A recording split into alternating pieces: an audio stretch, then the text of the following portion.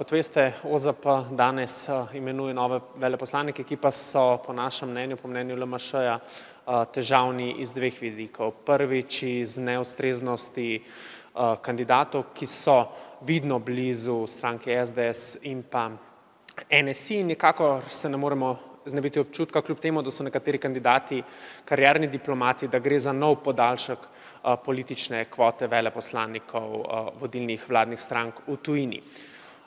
In kot drugo, gre za nehigieničnost, namreč smo slabe, manj kot 3 mesece je do volitev in pričakovali bi, da ima vlada vseeno toliko higieničnosti, da s kandidati počaka do sklica novega državnega zbora.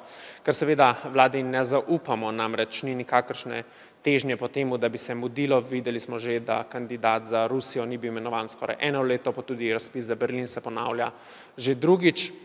Na tem mestu v LMŠ pozivamo predsednika republike, da z ukazom o imenovanju veleposlanikov, kolikor seveda bodo ti danes na odboru dobili podporo, počaka oziroma tega ukaza ne podpiše do sklica naslednjega državnega zbora. S tem bomo preprečili morebitno dodatno kadrovanje te Janševe vlade, ki presega vse, kar smo videli do sedaj, namreč kadrovanje krepko čez 1500 in ne želimo si, da se takšen trend nadaljuje tudi v zunanji politiki.